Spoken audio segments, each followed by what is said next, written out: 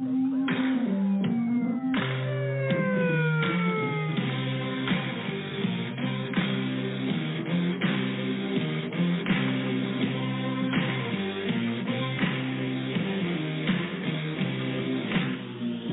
are listening to the voice of the frontline protector here at the Private Officer Beat Radio.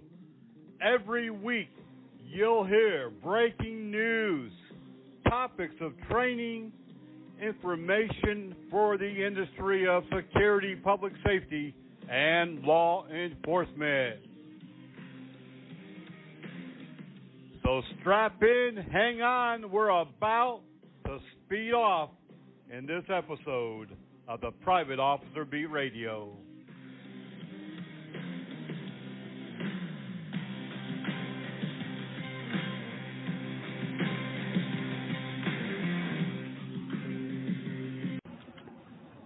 I want to welcome you all today to this episode of the Private Officer Beat Radio. The show is sponsored and produced jointly by Blue Ram Media Group and Private Officer International, as you've heard us say many, many times before, if you are a frequent listener of the radio show, a private security and law enforcement organization. We are member supported, but we're also supported through donations as well as those who market, advertise on our websites and radio shows, and really the support that we get from people oftentimes is overwhelming. Today's show, we have a lot to talk about, almost like always. Unfortunately, we do have a number of security officers that have been killed in the line of duty over the last week. As far as the number confirmed, we know of 6 security officers that were murdered, 6 security officers that died, 6 security officers who lost their lives in the line of duty.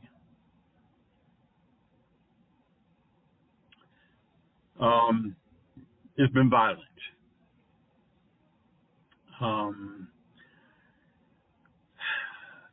It's something that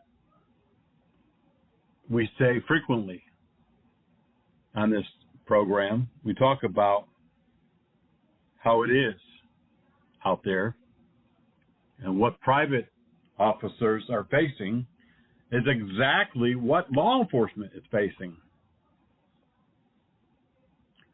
And yet, they don't get the same publicity or the same honor, and definitely not the same pay.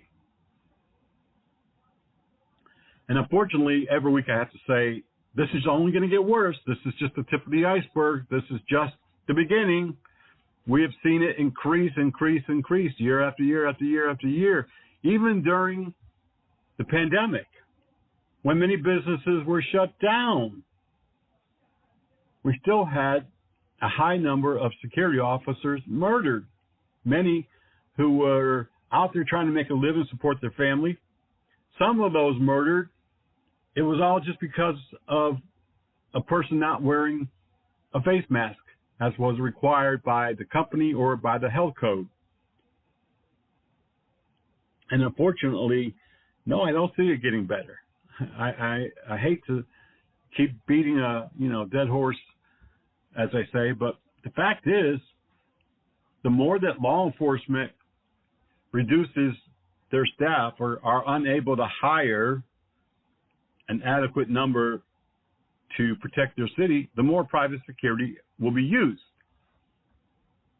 In the last 3 years, we've seen more public parks hire private security to patrol. We've seen more public city halls and courthouses and public buildings being protected by private security. And they have to respond to trespassers and vandalism and people that aren't supposed to be on the property and disorderly situations. And as apartments and condominium complexes and long-term living spaces continue to grow and get larger populations, many of those are also hiring security. And that means that security is being called for loud noises, parties, disturbances, fights, domestics, vandalisms, thefts, car break-ins, burglaries, and on and on and on. And they're the first responder. They're on the front line. And it's true. They are. Unfortunately, seldom recognized. When I come back from our first break, we'll go over the loss of lives during this past week that we're familiar with. All of them tragic. But I have to wonder if security companies did a better job at assessing who to put in a specific assignment, would it keep the security officer safer? Because in one of these deaths, it was a 78-year-old security officer murdered by an inmate who was being treated at a local hospital. Ponder that until we come back from the break. We also have a recent statement in the last few days from the Alexandria, Virginia police chief saying they can't do it any longer. They cannot provide the level of service that their city has been used to all these years. Alexandria is a wealthy area, and many people expect and demand instant response by law enforcement for anything petty or serious. They expect a body, a uniform, a patrol car. But the chief says no, not anymore. You're listening to the Private Officer Beat Radio, and we'll be right back.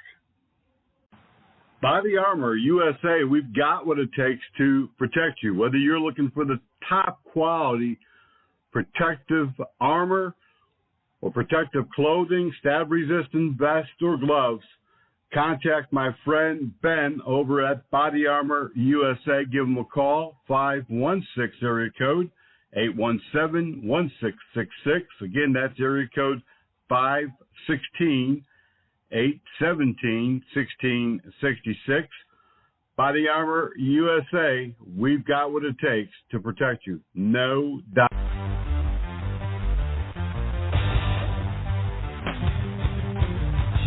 From coast to coast, cops are cracking down on seatbelt violations.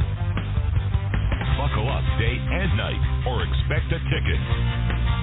It doesn't matter who you are or where you live, they'll be on the lookout. Cops write tickets to save lives. Click it for ticket. Do you know your ABCs? How about the ABCs of water safety? A is for active adult supervision. This means someone is always actively watching when a child is in the water. B is for multiple barriers. Your pool or spa should have multiple physical barriers at all times. C is for CPR classes. Even if you're not a parent, it's important to learn CPR. Water safety is everyone's responsibility. Welcome back from that little commercial break. Although I guess it really wasn't a commercial break because we tend to have mostly PSA, public service announcements, on our radio show, but that doesn't mean that we don't accept commercial material from businesses. We certainly do. If you're interested in advertising on our platforms, we have an all-inclusive marketing plan that will put spot ads on our radio programs, display ads on our websites, and social media. And you'll also be part of our new streaming platform for all just one price. You can advertise quarterly, semi-annually, or annually. Contact us at helpdesk@privateofficer.com. helpdesk@privateofficer.com. I think you're going to be more than happy with the results.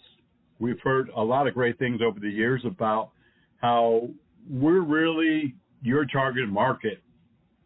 And so whether you have hardline goods, services, things that you want to sell, or maybe you're hiring and you need to recruit some good applicants, contact helpdesk@privateofficer.com. Well, we all know the state of law enforcement across the country. We all know the difficulty in recent years that police departments are really having recruiting and maintaining their staffing levels.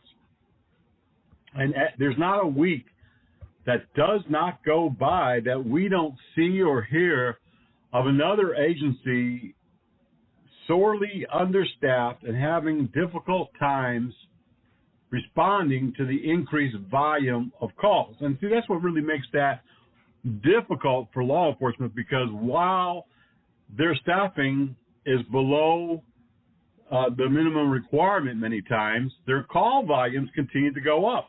And although they're not necessarily all emergencies, they're not all situations that require a police officer. That's what the public expects. The taxpayer wants to see the cop on the beat, just like back in the 50s and 60s. When I first started out in law enforcement, people wanted the cop on the beat. When they called, they wanted the cop to be there. And unfortunately, that's not the response that many areas have these days.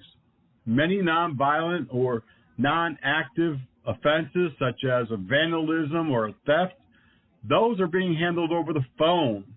A report is being taken. No face-to-face interaction. A case number is given and the call is ended. In some communities, they've resorted to non-sworn community service officers, CSOs, and they go out and sometimes take a report. They direct traffic at non-injury and injury accidents. They sometimes help police at non-critical situations and incidents, and they do a good job. And that's how policing is being handled. Well, Alexandria, Virginia, a very large metropolitan area, has just come out with their plan of how they're going to stop responding to certain types of crimes, and other crimes will be handled by maybe, a report online or a report maybe taken by a CSO. They don't know. Right now, there's about 160,000 people that live in the city of Alexandria, but the metropolitan D.C. area is huge. And the volume of people that come through their area has increased extremely over the years. Right now, the metropolitan D.C. population, and that includes parts of Maryland, D.C., and Virginia, is about 5.5 million people. And a lot of those people go up and down Interstate 95. And a lot of those people use the services of the city of Alexandria, Virginia. So let's take a listen and see what the police chief says is going to be the changes, I guess, for this city. But this is not the first time nor the last time that we've heard these type of speeches. Take a listen, and we'll be right back. Saying don't call us. We're not saying we're not going to respond. What we're saying is it's a modification of services. We're going to decide, does an officer really need to be present? Marcel Bassett, spokesperson for the Alexandria Police Department, says the agency is facing a decline in manpower. It means the public will have to get used to doing some things differently. There will be certain situations where law enforcement response will take place by phone or even online. When we think about credit card fraud, while we understand that it's very enduring and you feel violated, and we really empathize with that, we also understand that an officer being on scene doesn't change the information we'll receive about the case. A 2021 study by the Police Executive Research Forum found the nearly 200 law enforcement agencies surveyed saw a 45% increase in their retirement rate over the year before. That is coupled with an 18% increase in resignations, and police chiefs across the U.S. report challenges in hiring recruits. The answer for some is to focus manpower on addressing violent crime and figure out a new way to handle the rest.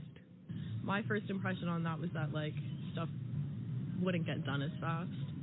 If, or at least people would feel that way, if they're just told, fill out a form, people would probably be upset that, their problem isn't being, taken seriously. We expect to hear from Alexandria's mayor and other elected officials after the police chief's official announcement on Friday.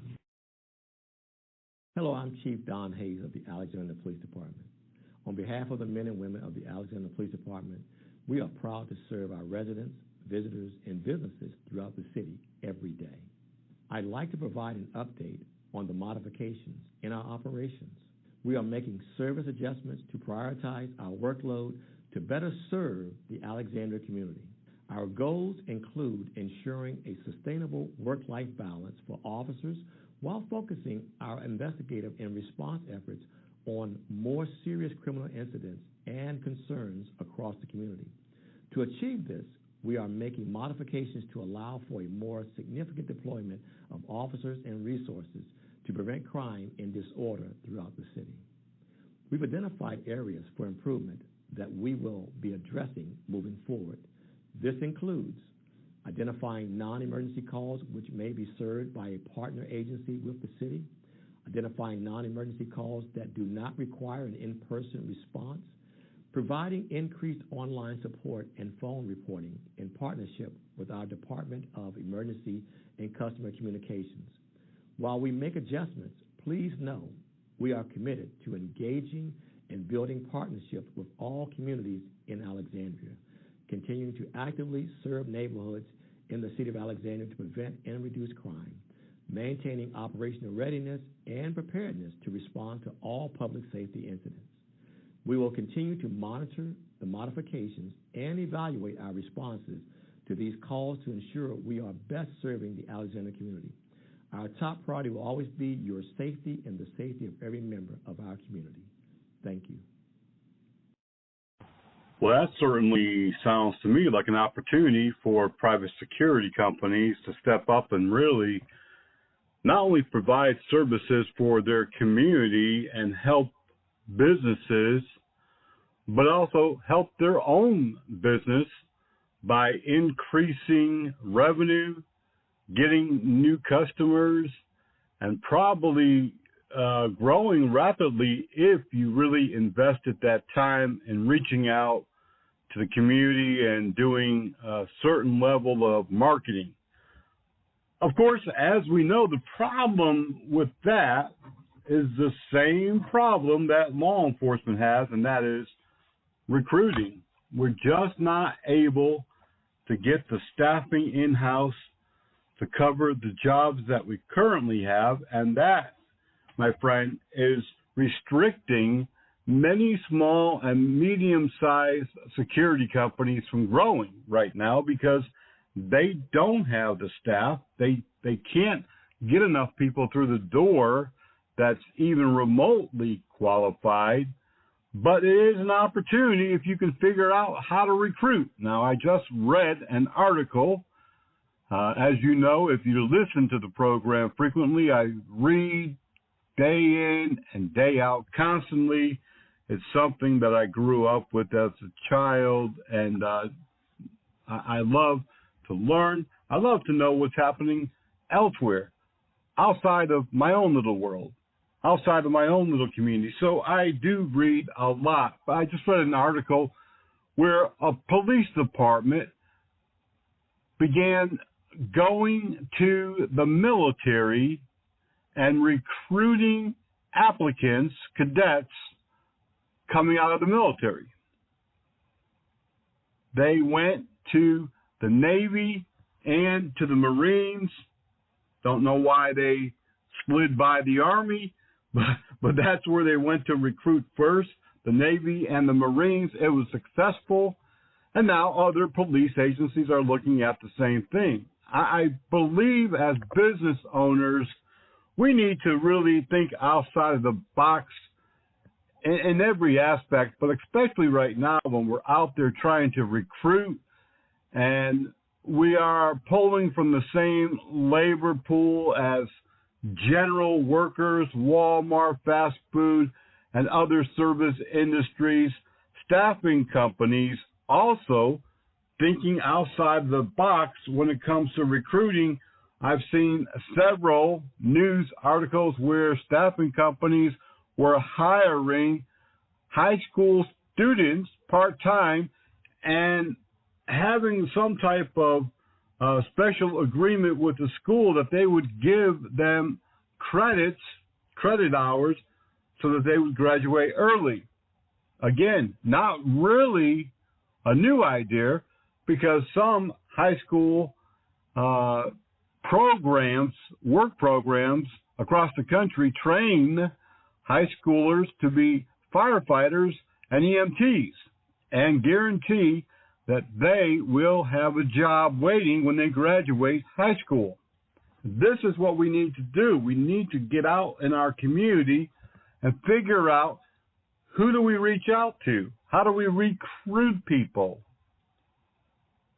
It's really a tough situation, but there is a lot of opportunity there if you're willing to put in the work, just like with anything else in life. I am a strong advocate for security companies who only provide public safety type services, community security services, community service officers, patrol services, armed response, alarm response. You don't really need a whole lot of staffing because the static security isn't really there. You have to figure out right now, as the Alexandria police chief said, how best we can use our current resources, our current staffing, and what's going to get us through this situation. It won't be the same forever. Again, because I like to read, I just read where we added almost 400,000 jobs this past month across the country. But unfortunately, there's millions of jobs still open, still available. We need to think, we need to network, and we need to be part of our community. Remember, you can read our news 24 hours a day at privateofficerbreakingnews.blogspot.com. Fresh news from the source. We have almost 3,000 news sources coming into our office 24/7 from around the world. And we sometimes post different news from different countries as well, including a recent robbery in Cancun, an armored truck, but it was an inside job. The security guard did it along with some of his buddies. But we do post news from around the world because we have members in multiple countries. You can also check out our Facebook 24/7. Be part of the conversation. Facebook.com/Private Officer International. And on Twitter 24/7. That's where you're going to see a whole lot of news happening, whole lot of information being put out, and a great opportunity to communicate live with our help desk 24/7. That's Twitter.com/Private Officer. When I come back, we do need to look at the unfortunate death toll this past week, situations that occurred that probably could have been avoided. We want to talk also about a rape of a security officer and so much more coming up. Also on this show today, we're going to be talking about how weather kills security officers. Now, we mentioned this in previous radio shows over the years, but the fact is we're still not preparing ourselves for severe weather. Now, June 1st begins the official beginning of hurricane season, cyclones. We've already had a hurricane in the Pacific that hit Mexico, now moving toward Miami through the Gulf of Mexico. And every year, and it seems like it's getting worse, actually, we have security officers killed through weather-related deaths, job-related, on duty, and we want to talk about that today. But we do have other topics as well. And, of course, if you want to get involved, we need help with our virtual museum. Just spend a couple of hours a month, and you can help us with this project. If you'd like to be part of one of our committees, we have a committee for awards. We have a benevolent committee that really needs your help right now, where we reach out to help others who are injured or the families of those killed in the line of duty. And we have other great opportunities for you as we are preparing to launch our new streaming platform. We're looking for people who know how to put together videos, folks who are good with the camera, and we pay for all that. We're going to be going out and doing a lot of on-site shooting and recording the rest of the year. If you want to travel and get paid for it, and you have a little knowledge of video and production and audio and all that good stuff, contact helpdesk at privateofficer.com. We'll be right back.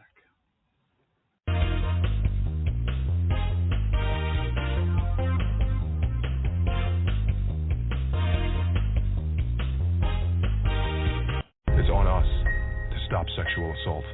To get in the way before it happens. To get a friend home safe. And to not blame the victim. It's on us.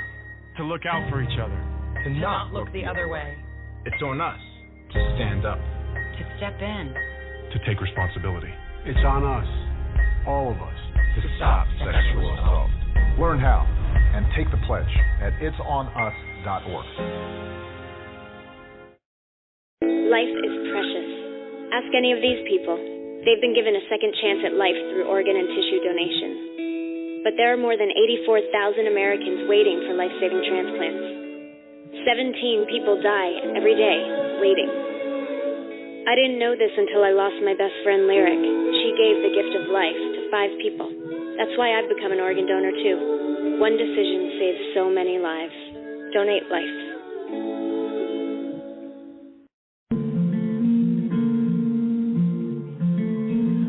Hey everyone, you're listening to the voice of the Frontline Protector right here on the Private Officer Radio Network. Now don't go away, because we are coming right back when we've got a whole lot more right here on the Private Officer Beat Radio.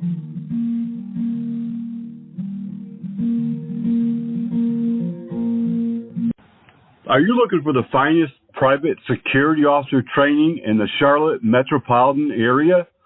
Do you need PPS qualifications in armed or unarmed training? Or maybe you're over there across the line in South Carolina and you need the SLED training.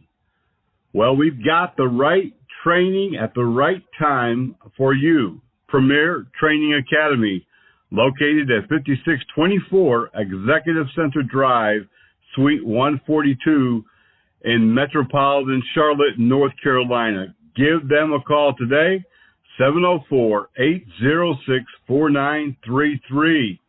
They also offer firearms training, personal protection, first aid and CPR, and so much more. Call John at 704-806-4933.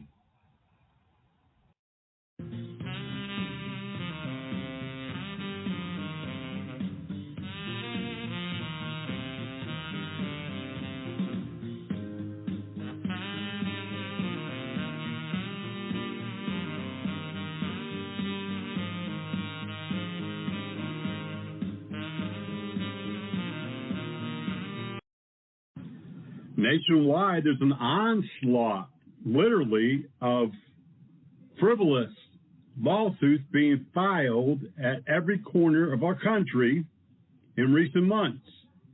These lawsuits allege that they were wrongfully assaulted by the police during the protests and riots that took place after the George Floyd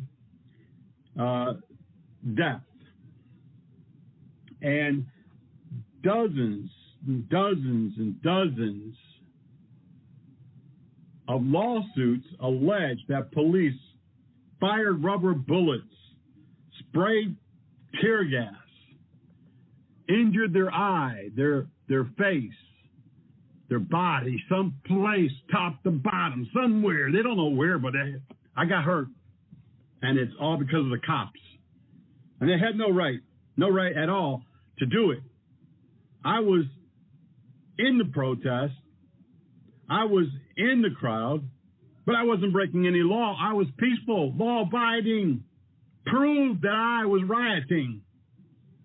And without body camera or surveillance video footage of a business nearby or some other camera that was rolling, it might be difficult to prove that that person was involved in any crime in progress or any civil unrest, rioting, or other situation other than lawfully protesting. And once you have a couple of these lawsuits filed of any kind, and people see, oh, this is a moneymaker. Oh, I wasn't even in the crowd, but guess what? I'll say that I was. I remember a case a number of years ago where there was a bus accident, and during the bus accident, a bunch of people jumped on board and claimed injuries, and they weren't even on the bus when the bus and the vehicle collided. But they jumped on and falsely reported that they were there and became part of the lawsuit. And that's what's happening here. You have people that probably was not even on scene during the violence. You have people that probably was no place in the vicinity, maybe not even in the city or the state at the time that this alleged assault by police occurred. But guess what? Easy money.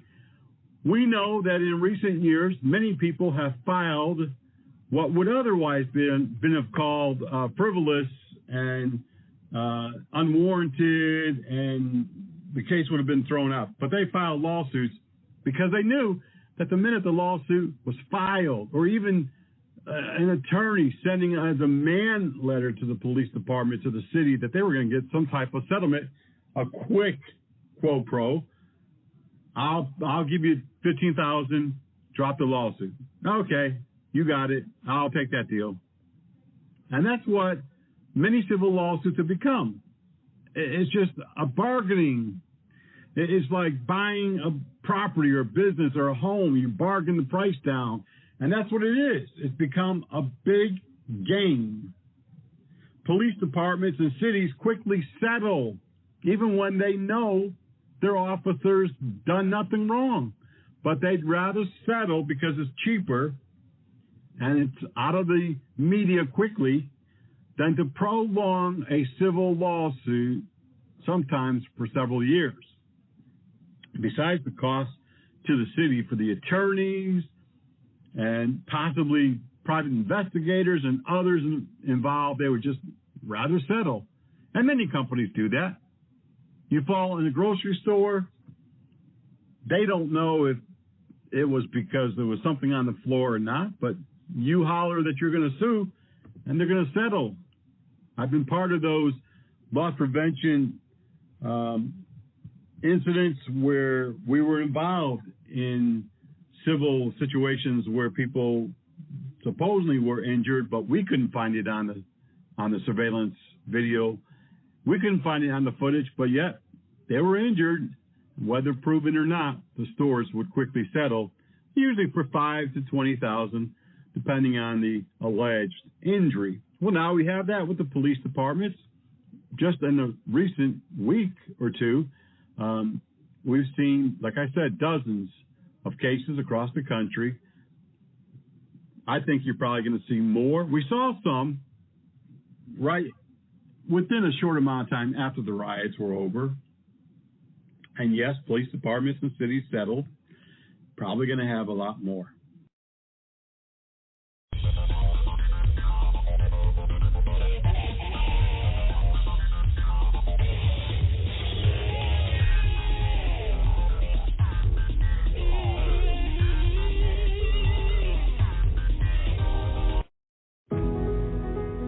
You don't know what it's like until you're a parent. Letting go. Because we used to protect her. But now with the Smart Pepper Spray from Sabre, we can feel a little better knowing that if something happens, she can protect herself. Not only is it the #1 pepper spray brand, it also has smart features to connect us instantly when it matters most. The Smart Pepper Spray connects via Bluetooth to the free Sabre Personal Safety app. With her selected contacts loaded into the app, we receive an alert if and when the pepper spray is deployed. Even better, the alert links to a map where we can geo-track her exact location to make sure she gets to safety. We also opted into the Sabre Premium Monitoring Service to make sure that if needed, local police will be alerted and given the ability to track and help her. That's all built on top of Sabre's maximum strength formula for maximum stopping power, with a 10-foot range and 25 bursts per canister. So, if she's ever in a dangerous situation, we'll know.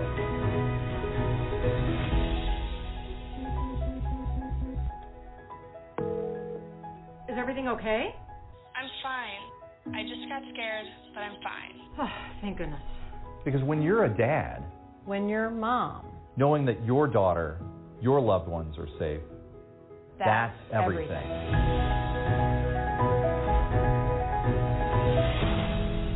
There was the explosion, and I remember just opening my eyes, and it got both of my legs. I had surgery after surgery, and what's going to happen next? The Wounded Warrior Project said, look, brother, everything's going to be okay. 3 months from now, 4 months from now, a year from now, you'll be fine. I don't know if I would be as well adjusted as I am now if it wasn't for them. To learn more, call 1-877-832-6997 or visit woundedwarriorproject.org. This is News 4 Nashville. Awful. Something I never want to deal with again. A security guard shot and killed last night while on duty is being mourned tonight. Scott Meek was shot and killed during a scuffle outside of Frugal McDougal Liquor Store. Now, that incident spilling into the store where a shootout with police took place. But the suspect, Randy Charles Levi, who was shot by police, is now facing charges. Tonight, we are hearing from the family for the very first time of Scott Meek. News 4's Courtney Allen met his family there today, who say that they are heartbroken. This store was closed all day, but people still came out. Some of them, Scott Meek's family, laying down flowers at the entrance in his remembrance.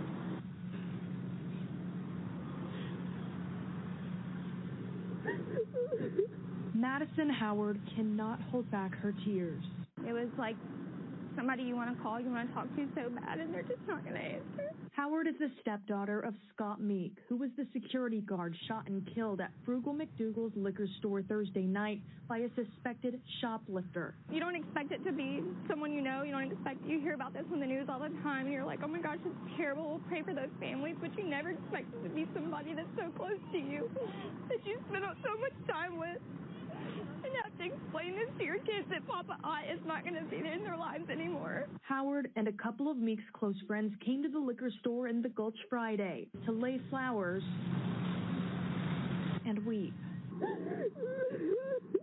We talked to Meek's daughter, Abigail Corlew, by phone Friday. She was driving out of town for the weekend on a trip she said her dad should have been on. His girlfriend had just received a phone call from him maybe 30 minutes before it happened that he was getting ready to leave and come home. Corlew says her dad was her best friend and dedicated his life to protecting others.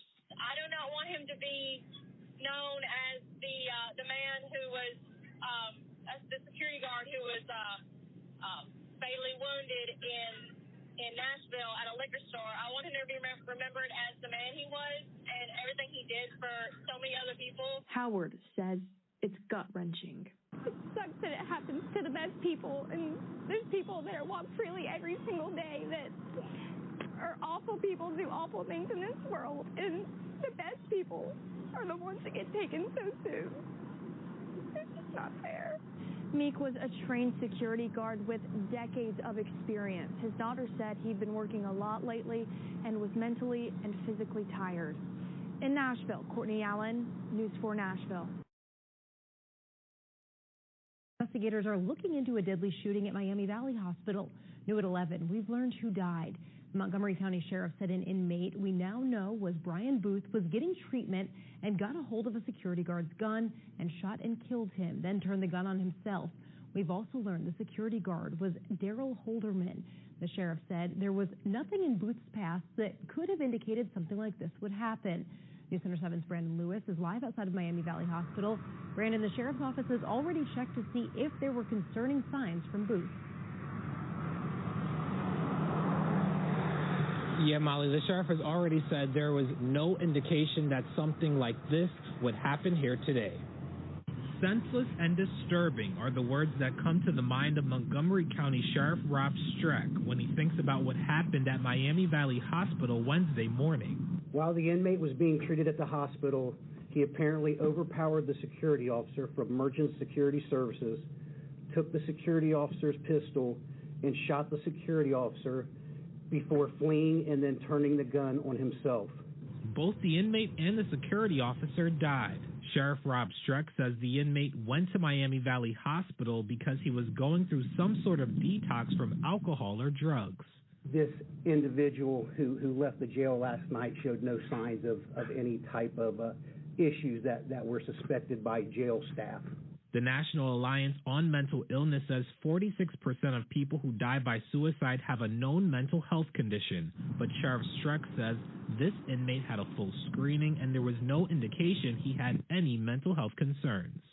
We have the ability to also look into individuals' pasts who are incarcerated, and there is nothing in the records that we have access to that said he was ever dealt with for a mental health issue. Now, I reached out to Merchant Security tonight for a comment. The company declined. The sheriff says no one else was hurt in today's shooting. Today, at least 6 different families and their extended loved ones are grieving as 6 more security officers have been gunned down and murdered. Families in Nashville, Tennessee, Brooklyn, New York, Columbus, Ohio,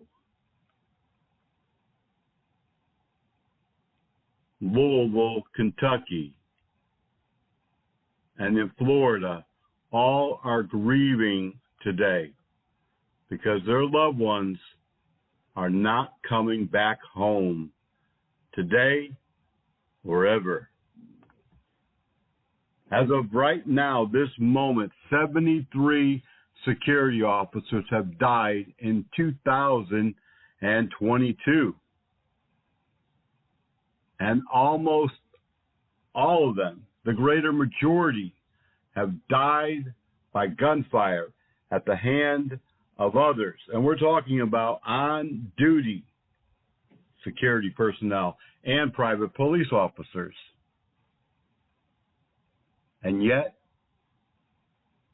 we still face the same battles that we have forever. Security officer in Nashville who had been in the security profession for a number of years, gunned down at a large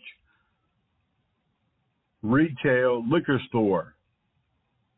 Police getting into a gun battle with the shooter who had disarmed the security officer, killing him in a gun battle. A security officer in Florida killed just overnight at an apartment complex. We don't have a lot of details. A security officer in Brooklyn, New York, gunned down. An employee of TSA for more than 20 years, a supervisor. Police say it was a hit, an ambush. They know that he was very strict at work, and he worked in a bomb detail, stopping bombs, but they also oftentimes would be involved in other cases. A security officer in New Jersey shot to death in a drive-by shooting. These are families today who are lost. They don't know what to do. They don't know what their life will be like now, as the audio that was just played, a family of a loved one in Nashville, Tennessee, just never thought this day would ever happen.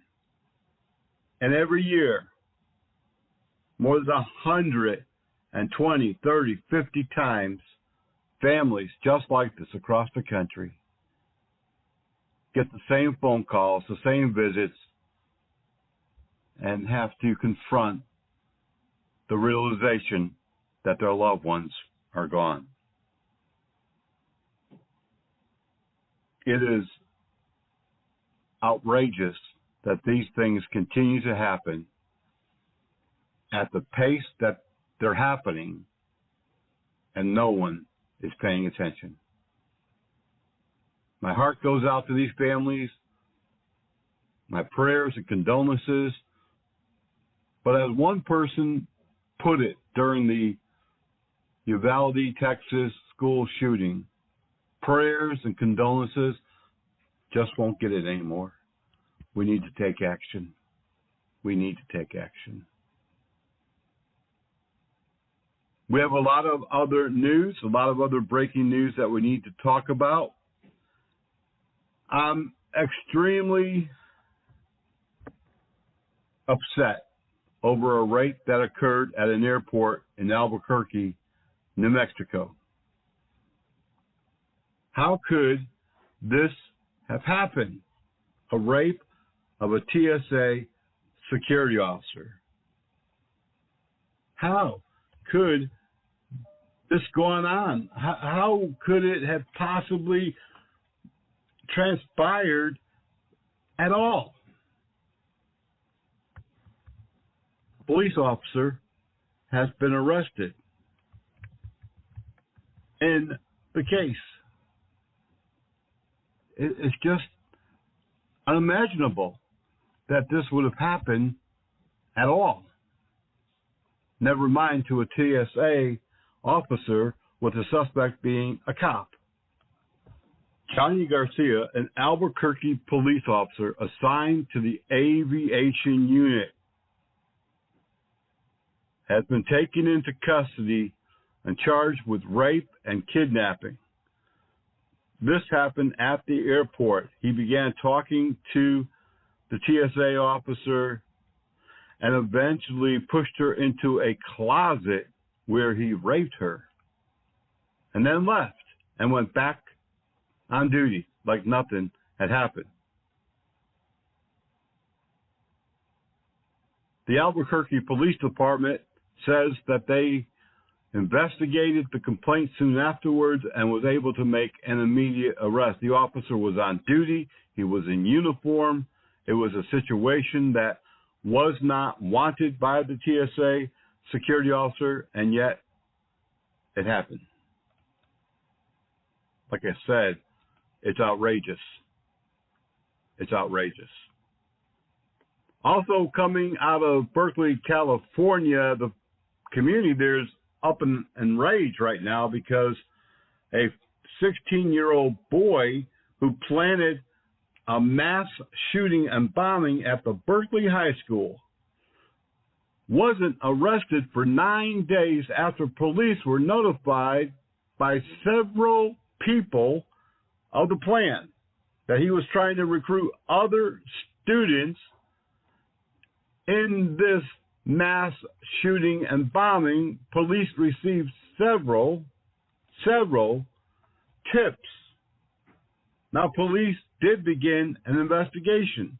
They went to his house. They were able to find certain components of a bomb and parts of a rifle. They found other evidence that this was really a true plot to shoot up the school and bomb it.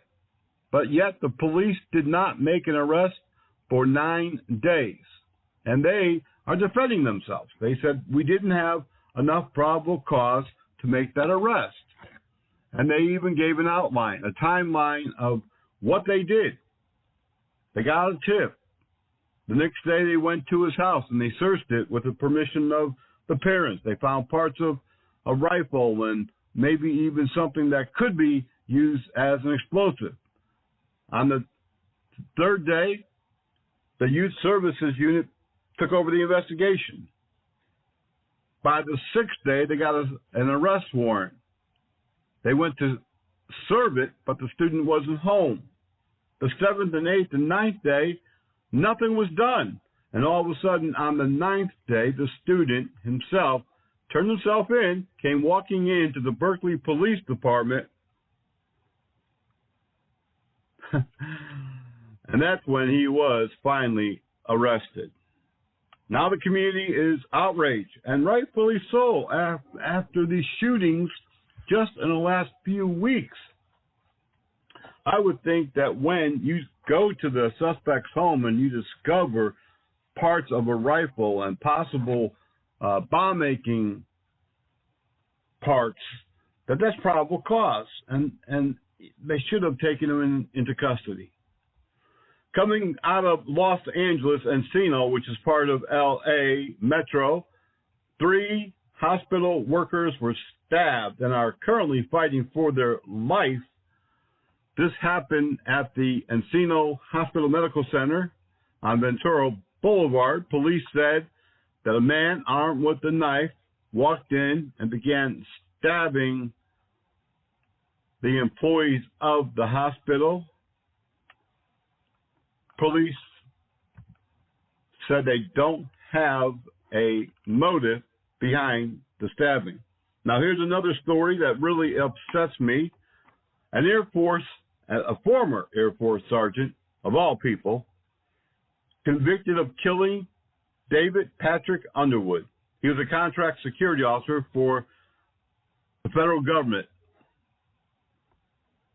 for the Federal Protective Service. And on May 29, 2020, during the riots of the George Floyd protests, he was shot to death while standing outside of a federal courthouse by this ex-Air Force sergeant who was still in the Air Force at the time of the murder. Well, after all the trial and all the back and forth with the DA and his attorney, they worked out a deal.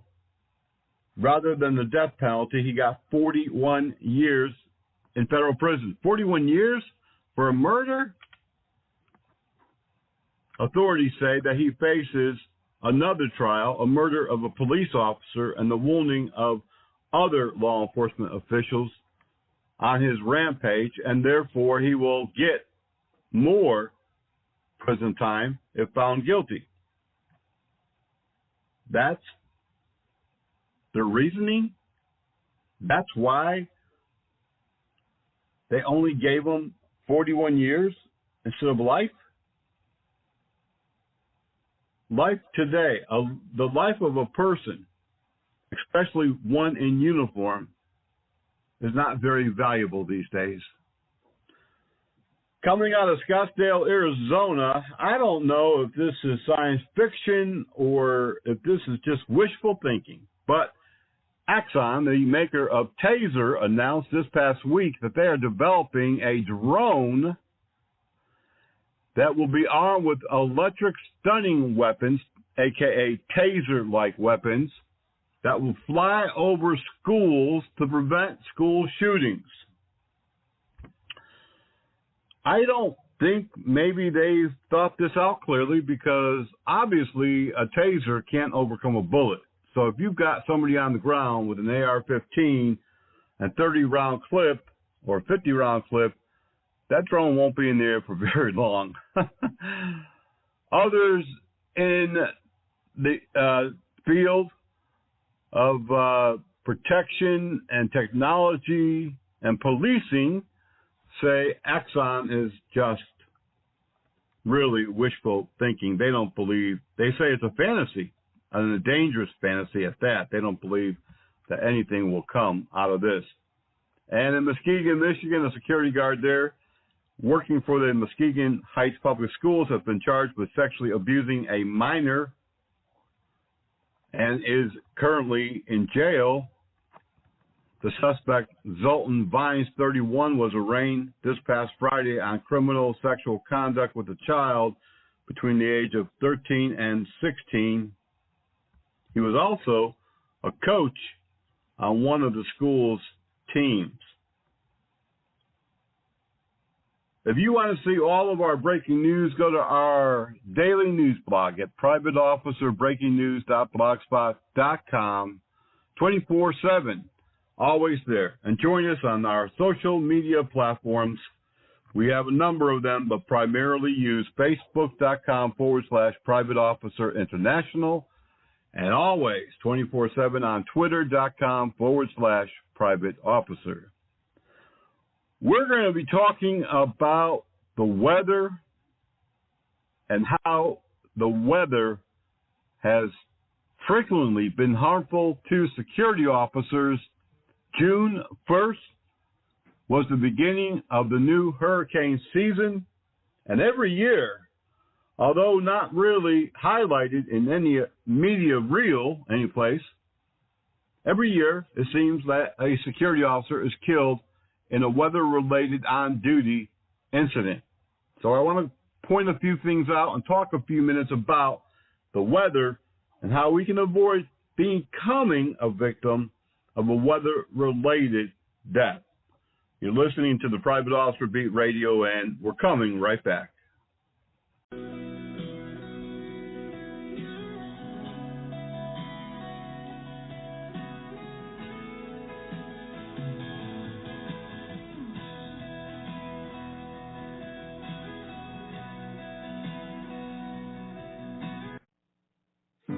Who knows what a child will grow up to be?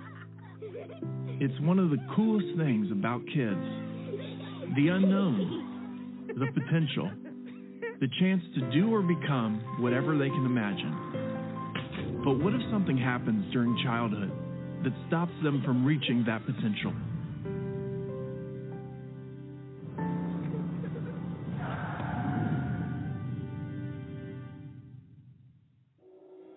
Did you know that preventable injuries are the #1 killer of children in the United States? And around the world, 1 child dies from a preventable injury every 30 seconds. But the important thing to remember about preventable injuries is that they're preventable. We can do something to stop them. Things to make sure kids get the chance to be creative and play. The chance to take chances and explore. The chance to fall down and get back up. Help us give your kids, and every kid, the chance to grow up, reach their potential, and become whatever they can imagine. Learn how at safekids.org. What a fantastic day. What a fantastic day. The water's like glass. The water is like glass. Don't forget the soda. Don't forget the life jacket. Who wants the 8 and who wants the 15? Who wants the inflatables? What a great day. To be on the water. So glad you saw me go over. That was so funny when you went over and your life jacket inflated. Never go out without a life jacket on again.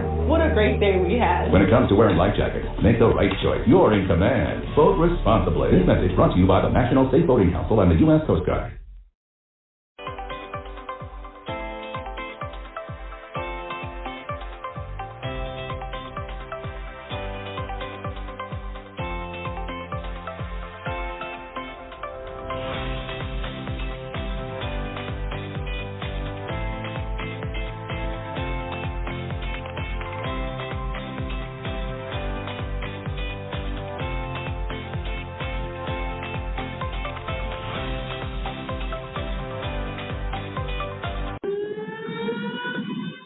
Every year, it seems like we have to talk about the severity of the weather and the unfortunate fact that weather does injure,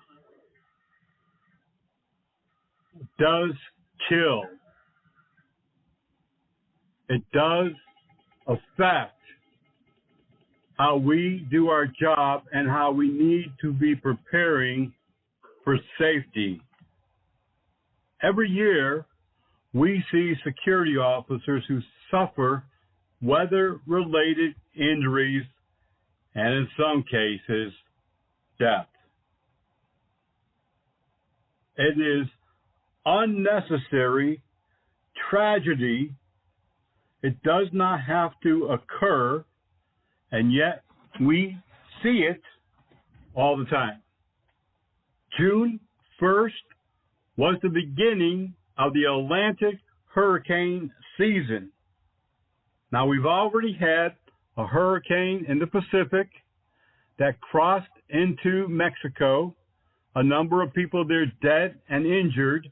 The storm then crossed over into the warmer area of the Gulf between Mexico and Florida, and again came ashore with some heavy rains and some damage.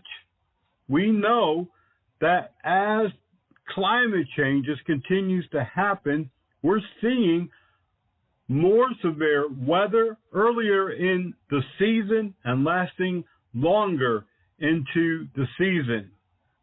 As a resident, lifelong resident along the Atlantic Ocean and for more than 30 years along the Gulf Coast, I have seen the severity of the storms continue to increase almost yearly, the amount of damage done increasing, the amount of injuries and deaths increasing, and like so many other areas of private security and public safety, we just don't take it seriously.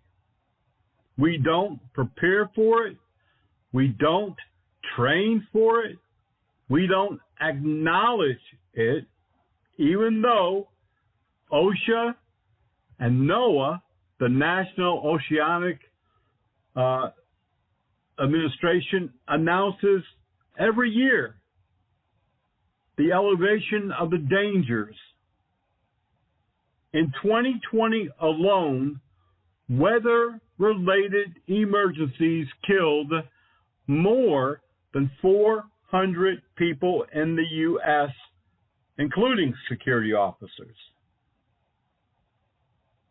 Security officers, we already know, along with any public safety personnel, frontline worker, face many dangers on duty and unfortunately are frequently injured or killed, and oftentimes there's nothing that can be done about it. The dangers and the work conditions that security and frontline employees work in is inevitable, and unfortunately we just have to come to the grip that yes, we could be injured or killed, but there are times that we can prevent that from happening, and the weather is one of those times. Every season of tornadoes and hurricanes, we see security officers injured. Worldwide, businesses constantly face security threats. We know that. All sorts of threats. Workplace violence. We've just had the COVID pandemic. Many of our security professionals have to confront the ever-increasing assaults on them. But this is one area that we can prepare and prevent things from happening. So why don't we? Why don't we take things seriously? Why don't we gear up and prepare when we know that we live in a tornado-prone area? Well, I live on the Pacific Coast up in the hills of California, Oregon, and Washington. We never get tornadoes. Oh, really? How about mudslides, landslides, floods, wildfires? There's always going to be some form of weather-related situation that's going to put your life and the life of many others in jeopardy. Why not begin preparing ahead of time? As a public safety professional, all of my life, since I was 17, I have seen countless numbers of natural and man-made disasters where people just didn't make it out because they weren't prepared. They had no emergency plan.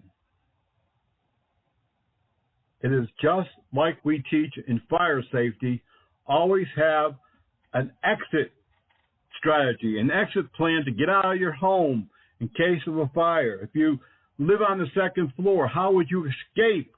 That one door, the only door to your apartment, is blocked. How would you get out? We need to plan in the business that we're in. Now, I took a look, and since I've been on this radio program, the Private Officer Beat, and other programs, I have talked about weather-related emergencies and preparation almost every single year. If it's not the tornadoes and the hurricanes, it's the heat. If it's not the heat, it's the freezing weather. I've had people on the show who work in these rough conditions, the sub-freezing weather, for 5-6 months, a year. And they talked about surviving, being able to do your job and not get injured, not fall victim. In 2014, a security officer walking home fell into a snow pile and froze to death. He had a medical emergency of some type, whether he was hypothermic, I don't know. I didn't read the autopsy. I didn't read the death report, but he died. A security officer a number of years ago in New York City, where the subways were flooding during a hurricane, tropical storm, he drowned. A security officer in Mobile, Alabama, a number of years ago, went out. He was working along the port. He went out to make sure a boat was secure because it was knocking up against a pylon, and he was blown off the pier into the Mobile River, and he drowned. Last year, during a tornado, a security officer in Tennessee died after the building collapsed. Another security officer in another state, the same thing happened to him. An elderly security officer was trapped in the debris after a building collapsed, and he died.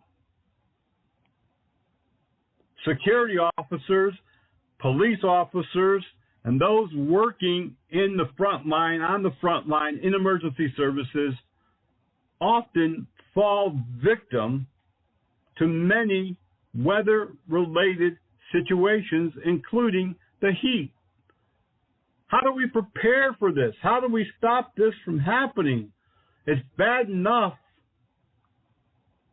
when frontline employees become victims at the hand of others, but when you become victims at your own hands because you fail to train, fail to prepare, that's unnecessary. That's preventable. It doesn't matter what part of this country that you live in. The middle of the country, the Atlantic coast, the Pacific coast, the Gulf of Mexico. I'm telling you, weather is changing. Weather patterns is changing.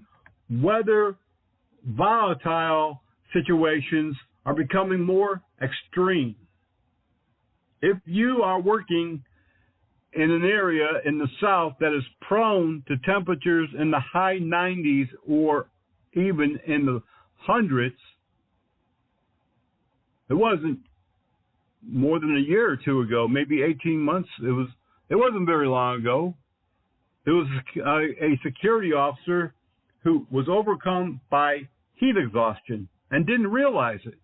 I myself have been out working and not realized that my body, my core temperature had overheated to the point where not only was I dizzy and I didn't know where I was.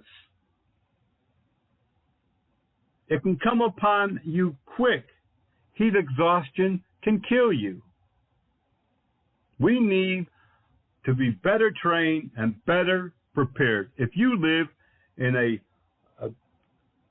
area where you know it's very humid and hot in the summer, springtime, even early fall, and you're working outside, of course, you got to take rest, breaks under the shade tree, inside where it's cool, drink a lot of fluids. We all know that, but we don't do it. We need to wear the proper clothing. Dark clothing attracts heat and retains heat. Black and dark blue, navy blue uniforms are actually not good if you're in one of those environments where it's very sticky and humid and hot for 5 or 6 months out of the year. That's why many police departments in Florida and the Carolinas and other southern, southeastern states wear beige or khaki or light blue or white so that it doesn't retain that heat. It is important wherever you live that you know what the conditions are going to be. There's no reason to be caught in a storm these days. Everybody has a cell phone, and you can get weather alerts just like I do and many thousands of others do on your phone. You can be weather aware no matter where you are. If you are residing in a tornado-prone, a hurricane-prone area, it's your job to stay on top of the weather, not while it's happening, but before, days before. During this last Pacific hurricane, we tracked it from the beginning stages across the Pacific, across Mexico.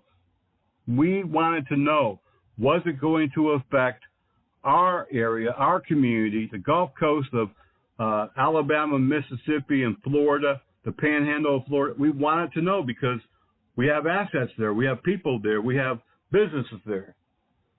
You need to take training. If you don't know what to look for, there's training that you can take online for free. You can take a CERT, C-E-R-T course free from FEMA.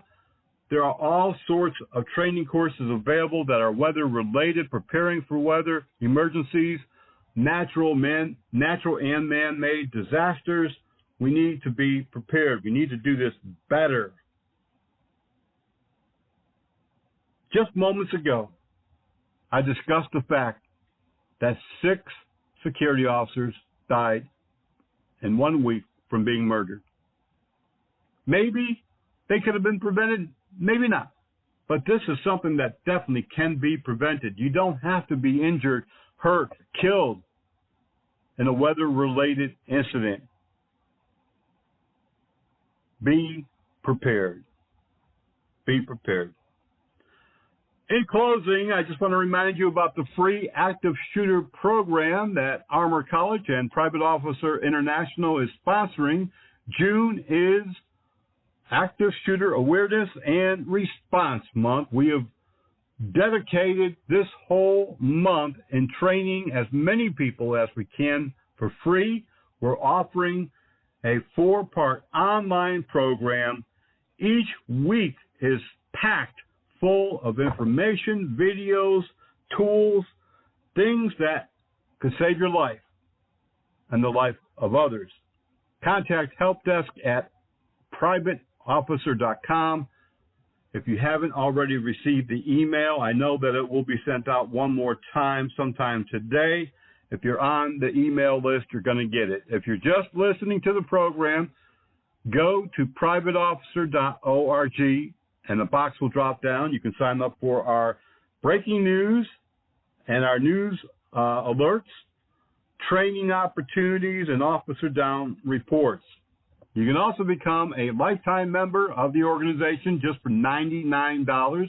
At the very top of the front landing page, there's a little button that's flashing that says specials. Click on there, and you can sign up and save $80 right now.